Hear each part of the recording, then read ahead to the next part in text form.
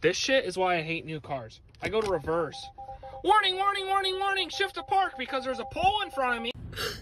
If you have a Kia, they literally return it. These brand new Benzes, honestly, are so trash. These are going, what, 80,000, 60,000? They got head problems. They should all be a recall. So it seems like many Americans are returning their brand new expensive cars at an alarming rate. And honestly, everyone knows exactly why. Before we get started, don't forget to like the video, subscribe to the channel, and turn on notifications so you never miss another upload. This shit is why I hate new cars. I go to reverse. Warning, warning, warning, warning, shift to park because there's a pole in front of me because they parked as close to the pole as possible. Look what it does when I go to put it in reverse. It automatically parks itself. Reverse.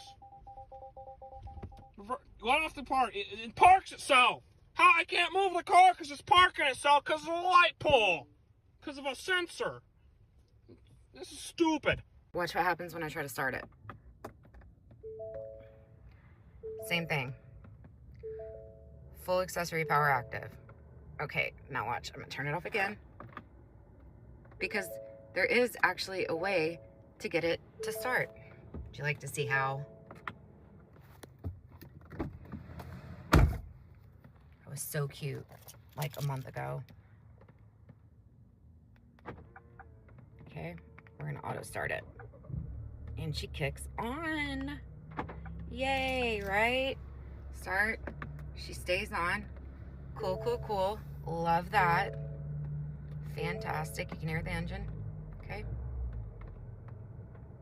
But then as soon as I put it into drive, I hate it. These brand new Benzes, honestly, are so trash.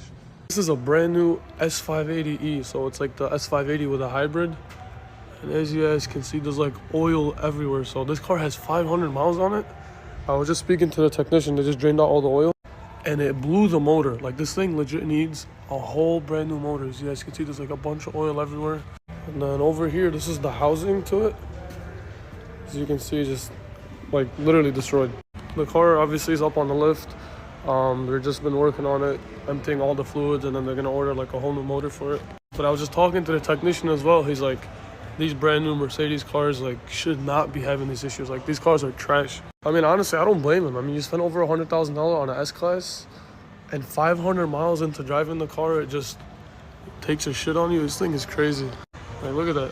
Giving you guys a little close-up. There's legit oil all underneath this car.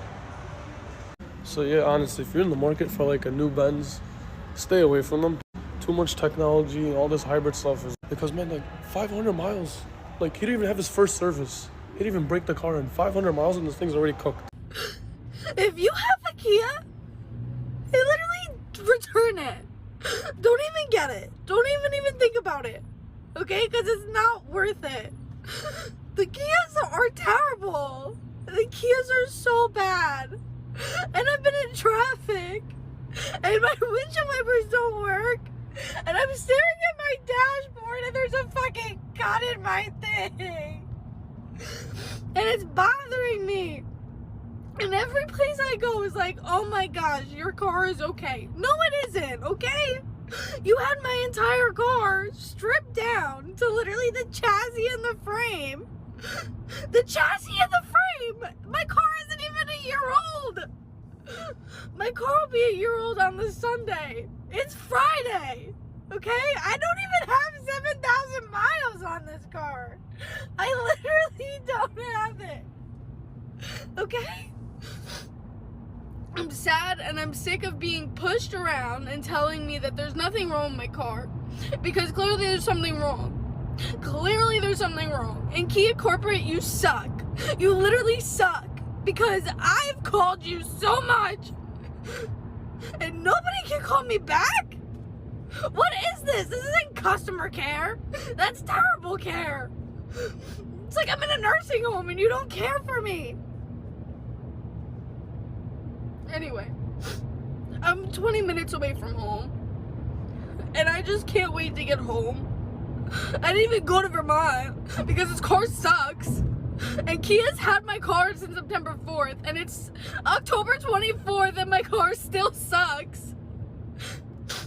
Kia, do better, because you do bad. You do so bad. You're so bad. And that? Why does it look dirty? Do you want to know why it looks dirty? Because they got chemical on it and it ripped apart the plastic piece that's on it that's protecting it. And then they told me that it was okay. They said it's okay because it's not a mechanical failure. Bullshit. Bullshit.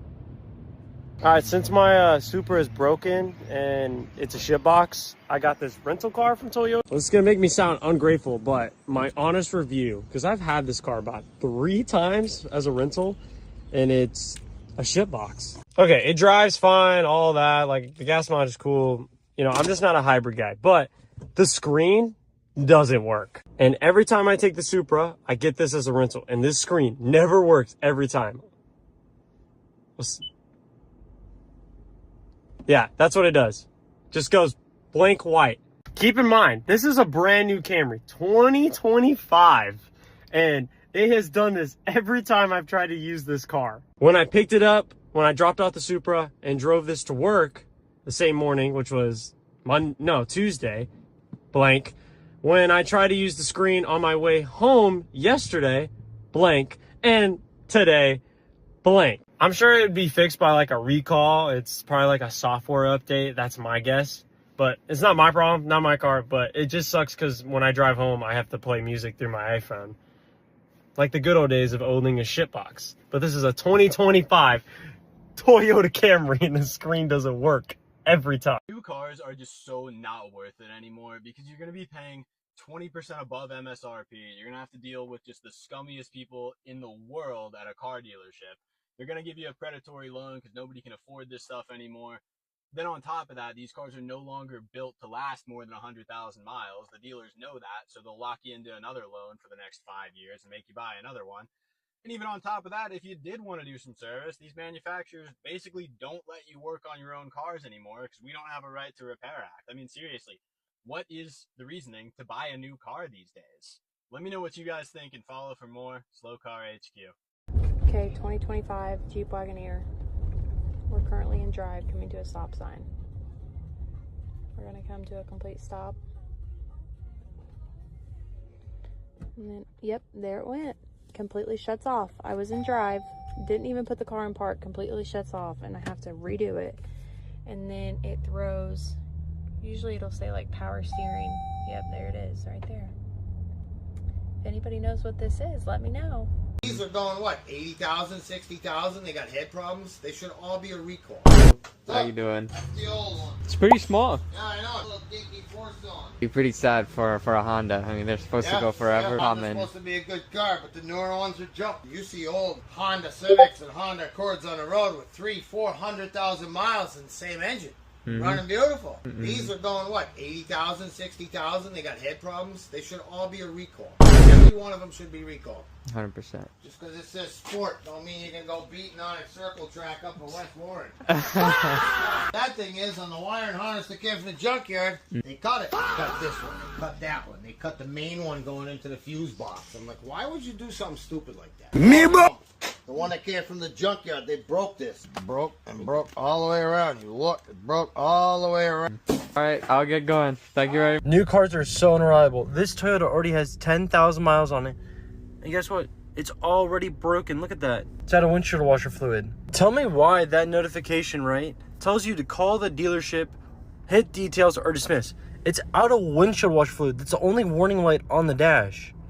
Why do I need to call the dealership? Because I need $4 worth of windshield washer fluid in this car. They're just building these new cars to last you a couple years. Get them right outside of warranty. I mean, look at that. They're putting 0W8 motor oil in. This is a CVT transmission. Nothing about this Toyota is built to last anymore. You can say, why then buy something new? Let me show you what happens when you buy used. But it's all rusted out. That's the one downside to living up north. If you don't take care of your car like the previous 2 owners did, no fluid film, no cavity wax, this stuff just rusts out. There's literally no rockers on the driver's side.